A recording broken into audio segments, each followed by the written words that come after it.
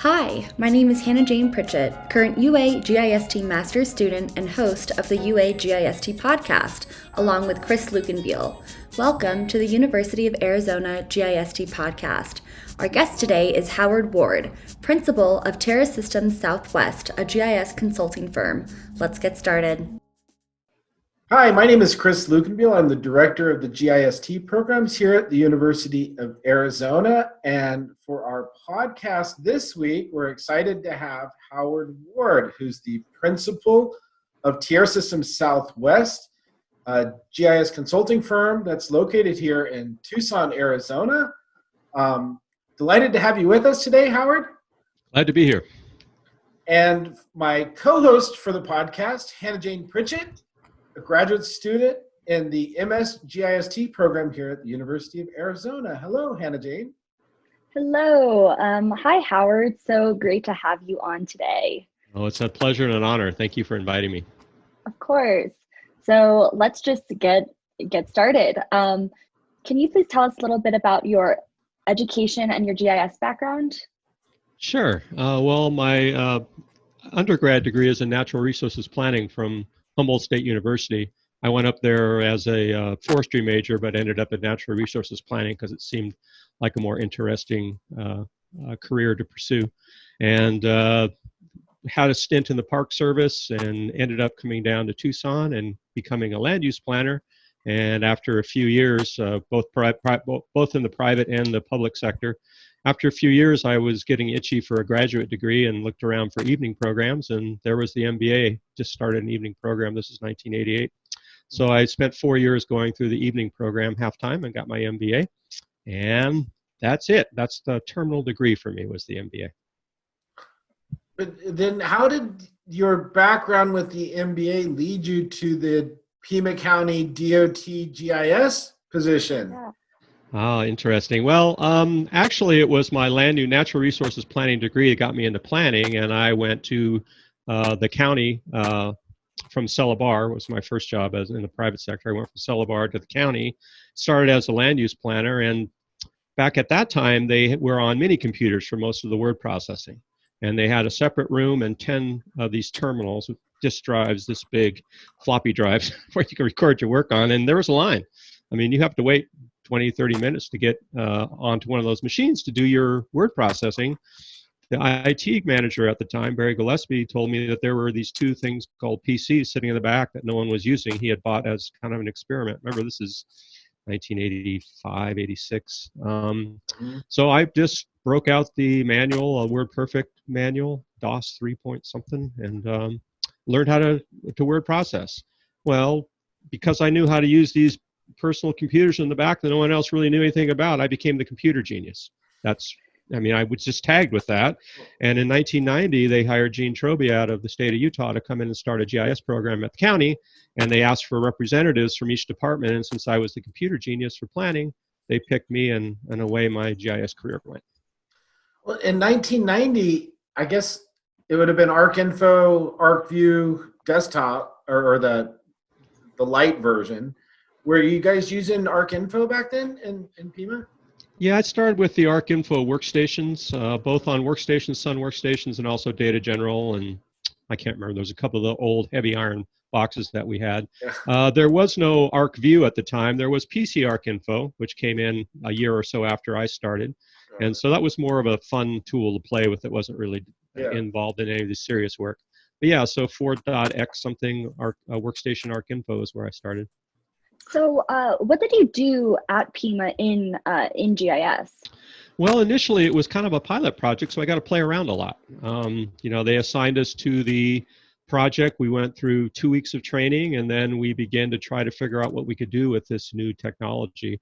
I'm getting old and my memory's a little faint, so I can't give you specific details, but I do remember playing around with the triangulated irregular networks back on a Sun workstation. And was that the Sun? Anyway, it used to drag the server down. Steve Whitney, who you may get around to doing a podcast with or may already have, used to complain terribly because I'd be processing all this elevation data into TINs, to do visualization for the planning department. So that was one specific thing that we did. But it was, for the first year or two, it was kind of figure out what we can do with this technology. How's it going to help us? Maybe a little bit of graphic support for some of the ongoing planning processes and things like that, but more experimental. So how long were you at Pima, and did that interest in GIS kind of continue to lead you into the GIS industry?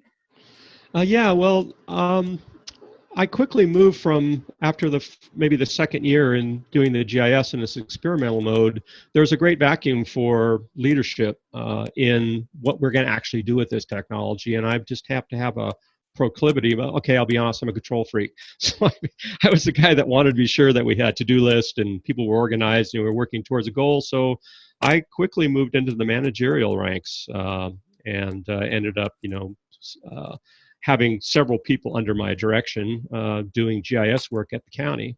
And that set me off on a path as the GIS became more and more prevalent in the county to become more of a manager rather than a tech guy. And that culminated in 1998 with me finally deciding that's not really what I wanted to do.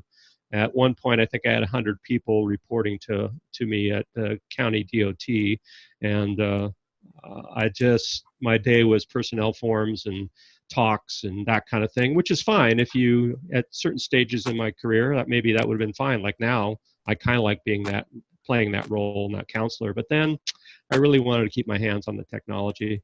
So I left and started Terra Systems Southwest. Which actually kind of leads into our next question, which is that Terra Systems Southwest, which started in 1998, I believe, right? Mm-hmm. Has become a mainstay for me and for many of us in the Arizona GIS industry. And can you tell us a little bit about Terra Systems Southwest?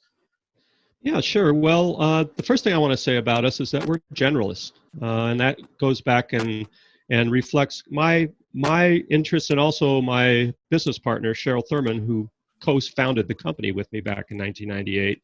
We both go after what we're interested in, and it's never been about building a business per se. And I say, well, you have an MBA. Why didn't that help you? Well, yeah, the MBA had let me know what I was doing wrong.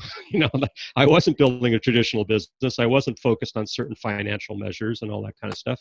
So I was aware of it, but Terra Systems has been run more of opportunistically, finding out what needs to be done and then figuring out if we could do it, and then finding a passion and a love for whatever it is that was being presented to us. So that's sort of been the way Terra Systems is run. We started out, the very first job we had was with Errol Montgomery Associates. They had a digitizing job for some hydrologic features on topo maps. I was still working at the county at the time. This was a few months before I left and started Terra Systems. So in the evening hours, I bought a digitizing table, and Cheryl knew how to run AutoCAD, and we went to work on an Errol Montgomery digitizing project. We said, well, this is interesting. That was pretty easy to get that work. So that led to starting Terra Systems, and away we went. But early on, it was a lot of natural resource and land use planning. We wrote software in ArcView 3X and ArcGIS 8X for predictive land use growth modeling. We work with Prescott College Global Sustainability Program, Will Orr's program, and we traveled all over the country interviewing people, gathering data, programming the software to predict based on rules that the community had for where they wanted growth to go, preference rules. It would place the predicted population growth out into the environment, and then we'd overlay what we call LTIM, or long-term impact modules, for fire and water and that kind of stuff. So that was that phase, and then that work tailed off, and over time we became more and more, how would I say, specialized in data processing and workflow analysis and that kind of stuff, and that's kind of where we ended up today. But again, I want to emphasize that journey has been opportunistic. If something came up that people needed help with, we could usually figure out how to do it, and how to do it at least minorly profitably, and also had great fun with it. So if I had one thing to say about Terra Systems, it's opportunity and fun. That's so great. As a GIS consulting firm, how do you and your employees stay up to date on your skills, since it's such a fast-moving, advancing field? Good point. And we do struggle with that. I mean, it's easy to get involved in like some heavy data conversion projects. We finished a right-of-way project, for instance, that took 2 years. And sometimes that professional education time is hard to come by. So I'm not saying that we figured it out, but it's been a combination of conferences, ESRI conferences, occasionally training. I mean, there's a lot of free training out on the web now too, so we try to carve out an hour or so a week for professional development time. But mostly it happens is we try to find a way within a given project to creatively apply new technology. And it may mean that we spend 10 hours doing something in the old way, might take 3 or 4 hours. Well, we bill 3 or 4 hours and we absorb that extra cost. So we try to keep that in mind. But by and large, that's been the way that we keep up, is by finding ways to apply new technology to existing paying work. Kind of related to that, Howard, and with your background with an MBA and starting a new company, I'm kind of curious. We did a podcast with Steve Whitney, Gene Trobia, Jenna Levier, and one of the issues that kind of came up with that leadership team of AGIC was the idea that as you move into more management, into more principal roles like yourself, it becomes more difficult to balance sort of the managerial needs and the skill needs. So you hire more of the skilled people because you are required for the higher level needs. Right. And I was just kind of curious, because this is a problem that you have as you move into your career longer term.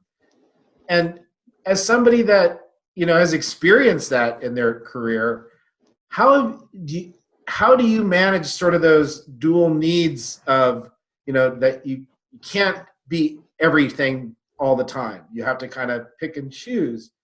Now, how do you keep up with, not just with your skills, but how do you balance sort of those dual poles in GIS, sort of the management and the technical in your day-to-day work? Well, I mentioned earlier that I tend to be a little bit of a control person, and that was difficult for me in the sense of managing the transition you're talking about, because I felt like I needed to have my hands on the technology all the time, and it was a real stress and strain on me to do both the managerial and the technical. Age will knock that out of you, and maybe you gain a little humility and a little bit of perspective, and it's much easier now for me over the years to turn things over and realize I'm not going to be the technical expert at Terra Systems anymore. That's been especially true in the last 5 or 6 years as we brought on people who are quite talented in their different fields. And so it's just a lesson that you learn as you go on. When you're young and you have that sort of ego and the control, you can do them both for a while. I mean, for 10, 15 years, I was working 7 days a week. It was just that kind of thing you had to do. But again, with age, you can't really do that anymore, and I don't want to do it. I've learned that it's much better to see other people thrive and do well, and it's more than made up for what I feel I don't have anymore with the hands-on technology. So I think that's what I've learned about how to do it. So one of the things that I've known about you in our history is that Terra Systems Southwest, yourself and Cheryl Thurman, have been very, very strongly involved in the Arizona GIS community through AGIC, through all kinds of different committees, and showing up and participating.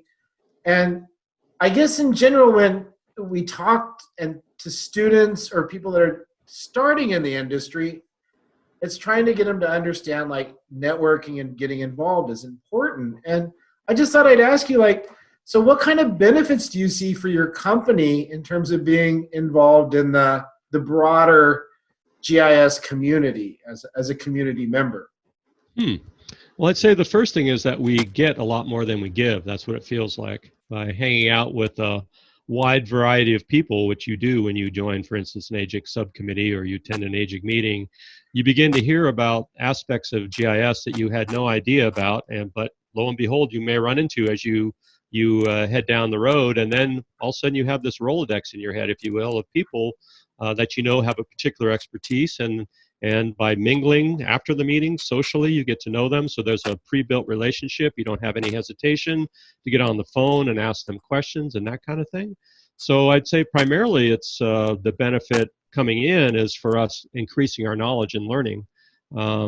I hope that we do give back some, though. We also have experience, at least in our domain, of the kind of things we work on, and we try to share that as much as possible. I think that it's a win-win for everybody.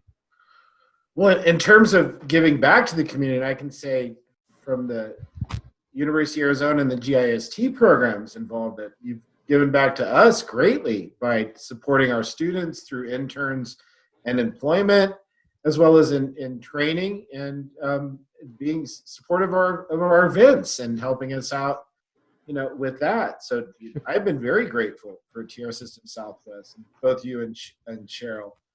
Well, that's a two-way street. I mean, it's great to have a pipeline of students who are A, well-trained, and B, interested in the career and doing work that, of course, we need to do in order to stay in business. So it's almost like a pre-screening process you do for us, and we've been thrilled with the quality of people coming out of the program and working for us.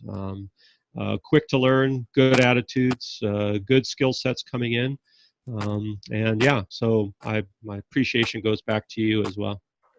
So on that point, actually, because one of the things that we tell incoming students to try to do is to do an internship as a way to build their resume and get some experience. But for you, on the other side of the equation, as a business owner, there is some labor and time involved in managing interns. That it's not just getting a one-to-one labor output from an intern. You're volunteering time to help supervise as well.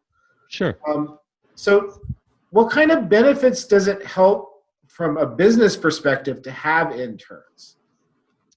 Well, I think that it's a two-way street. We're giving them spending some extra time, not billable time. We're spending just overhead time to get them up to speed. But on the other hand, generally, especially with the kind of people that we've been bringing on board, they learn pretty quickly, and then we can bill them admittedly at a lower rate, but still a profitable rate for us. So interns come in with not a great expectation for a high salary. That's a bonus. I mean, because they know they're going to learn. And we have the type of work that we've been able to bring in for students is not such a high level that they can't be up and being functional within a couple of months. So I don't really see it as necessarily a hardship or an unprofitable thing. Again, I think it's a two-way street. They get the skills in exchange for maybe taking a little bit less money coming in, and we get high quality work after investing a little bit of time. So it's the equation works for us. Well, and one of the things that yourself and Cheryl has been strongly involved with, and I've known you have been on this board for a long time, is the Tony Gonzalez Scholarship Committee for, I don't know, over a decade. I think it's been 15 years. At least. Could be. Yeah, it could be a long time. Can you tell the viewers a little bit about what is the Tony Gonzalez Scholarship, and maybe how did you get involved with that as well? Because that goes back to the GIS Arizona chapter, I believe, too, doesn't it? When you were president. Yeah, boy, now you're testing my memory. But as I recall, that came up through Bill Timmons, who ran and might still run, although I haven't talked to Bill for over a decade. He ran a GIS consulting firm here in town. He was instrumental in starting GITA. And I think that maybe, as I recall, Bill reached out to Jamie Dennis, and Tony Gonzalez was Jamie's supervisor at Arizona DOT. Yeah. And I think she was the impetus. I know you've had her on the podcast before. I don't know whether you had a chance to talk to her about that. But that was the origin, and we kind of went along for the ride. Yeah, it sounded like a great idea and a chance to let students have the thrill, if you will, or the excitement of being offered a scholarship to a professional organization. It seemed like a really nice supercharge to their educational experience, and bringing up part of what we need to do as elders is to bring the young professionals in and put them on the right track. So again, a win-win for us. And what does the scholarship what does it give to the students now in its current form? Well, if you win the scholarship, what do they get? well, it's nothing now because the age of conference is virtual. Yes. So there's no registration fee, there's no room, there's no board. So you'd have to talk to Steve Whitney about what they're going to do with that the scholarship program going forward. But when and if we get back to a physical conference, and I really hope we do, because there's really no substitute for in-person heads up and, going out to the bars at the Prescott Square at night and getting to know somebody in a social setting and whatever. But so in the physical setting, that means you get your room and board and you get your registration fees, and you also get a chance, we say chance, it's actually an obligation, to present something to the at one of the sessions. And that's important because now your face is getting known by potential employers out there in the community. So I think those are the three main things that students would get from the scholarship. Yeah. And kind of one other question, because you brought it up with Bill Timmis, is, and my knowledge of this area of GIS might not be as great as yours, but I don't believe there's that many GIS consulting firms in Southern Arizona outside of the cultural resource area. Like, I think of yourself, and in terms of Southwest, Terra Systems Southwest, as one of the mainstays over the last 2 decades. But I can't think of many others. Is that a true statement, or is that just something that they've all been focused in Phoenix and it's harder to start in Southern Arizona? I don't know, Bill. That's interesting. I agree with you. I think we're one of the few, if not the only one, that specializes strictly in GIS as an end unto itself. Yeah. We don't bring along, hydrologists and biologists and things like that per se.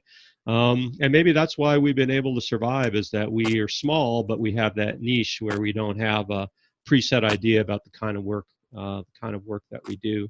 So, and again, I don't know what the Phoenix market is like either. We had some competitors. I think GIS Southwest was more oriented towards what we did, and I don't know whether that GIS Southwest is still a going concern or not. And I said earlier that I'm not a traditional business kind of person. So, the MBA part of me says, hey, you idiot, you should be out there doing some competitive scanning or whatever, but I don't pay attention to it. You do what you love, you find opportunities, you try to do a good job, and that's what it is for us. So I couldn't tell you.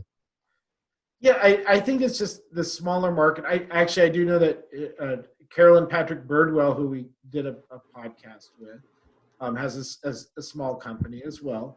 But it just seems like maybe it's the size of Tucson in general, and it's versus a metropolitan area. I'm not sure. It was just something of interest to me. This could be, but it's interesting. We don't do any work for any local clients. Haven't done it for years and years and years. So all of our work has been early. The first half, 2/3 of the company, we're doing things both in Arizona and outside. Now we're pretty much strictly here in the state of Arizona, working a lot on on-call contracts for state and COGS and things like that. So we're heavily government oriented in terms of the service that we provide right now. But interesting enough, not too much local. And I think maybe that is also reflected in the fact there's a lot of high-level GIS skill here in Pima County. I mean, Pima County GIS was one of the first GISs in the state, and it's been a seed for a lot of really, how would you say, distribution of expertise within the government sector. And since we tend to be oriented towards the government sector, that need's already filled. I mean, they hire and they do that stuff internally, and that's just fine. But again, since you ask, we have not doing any work in Pima County, not for many years. So I was wondering if you could talk about how you got involved in the state of Arizona's migration to Next Gen 911, and maybe expand on what that project is a little bit. Sure. Yeah. Well, we were doing the Arizona Broadband program at the time. That was the grant-funded Great Recession program that was going to do the, analyze where broadband was and wasn't available across the country. And as a result of that, we ended up at the tail end of that project having expertise in address databases. That was part of what we needed to do as part of the broadband program was to kind of organize and build address locators and such. Well, Sandy Dyer at the time, the state 911 GIS program person had a need to help the 911 systems, 16 of them across the state, evaluate and improve their address databases. So Gene Trobia, good friend Gene, also former state cartographer, now retired, put Sandy and I together to talk, and one thing led to another, and we've since then done a succession of projects since 2012 right up to the present, working with the state 911 program, helping them migrate from legacy 911 systems, where GIS is a back-end mapping technology, to next-gen 911, where the GIS is the front end. When you call, no human is involved until the computer does its point and polygon overlay and decides which human should get that phone call. So it's moved from an ancillary, it's nice to have it, to it better be good, because people's lives depend on it today. So. But so on terms of the GIS in the next gen, you said it's locating the person that the call is going to, but I know that you were also doing, in terms of, it's the transition from sort of landlines to cell, and then how to locate the person that's doing the call. Right. Is it involved with that? Well, yes. I mean, it gets pretty complex, at least for a GIS non-public safety person like me to describe. But essentially, the next gen 911 is going to accommodate text, social media feeds, all these different things that come along with coordinates, right? Cell phone coordinates and that kind of thing, and to be able to locate them on the map. But again, it's interesting because even now when you call from a cell phone, with the technology that pre-NG technology, it will still tell you where you are, but only plus or minus 600 feet, and sometimes I think it's worse than that. They're using cell phone towers. So they've got the cell phone towers divided up, I think, into 4 or 8 quadrants, and they can tell you based on the signal what quadrant you're in and possibly the distance from the tower, that kind of thing. So it's already being done, but the next gen will be able to take the XY from your GPS and plot it on a map and go. So, and with that XY coordinate, they're going to be able to overlay and find out what fire department you're in, what police department you're in, all that kind of stuff. So it's when the 911 operator gets that information from NG911, all that stuff is pre-cooked for them. They already know. Yeah, the NG911 databases that we do work with are address points, road networks, emergency service boundaries, and community boundaries. Those are the 4 primary data sets we do use. And the address points and the road networks are geocodable, so those are used to plot civic addresses. So when civic addresses come into a system, you can locate them first by an address point. If you don't have an address point, through interpolation of the address along a road network. So those databases are still important. And then again, with NG, you're going to do all the overlay then of the emergency service boundaries. So you know who police, fire, law, medical, and fire, who the responsible agency is. You're going to figure out what PSAP, or public safety answering point, will get the call to dispatch that law, medical, or fire to you. So it's all of a piece that way. So is this related to the web-based NG 911 data quality assurance and reporting application, or is that a wholly separate project? No, that I think you're talking about AZGIV. That's the upload site where the 911 systems, again, 16 of them across the state, can upload their NG911 data sets and have them pre-screened for potential errors. So, you know, looking for improper schemas, looking for incomplete addresses, looking for non-standard abbreviations, directions and street types, that kind of thing. So that's part of the ecosystem that's building up to help the 911 system scrub their data and make it increasingly better.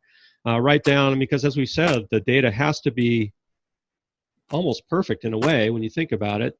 For instance, if you have law enforcement boundaries that have gaps in them, and then a call comes in and a person's located in the gap, what happens? Well, NG will default to they'll have a default rule, but it might not be the most efficient default, right? You may really want the adjacent sheriff's department to respond to that call.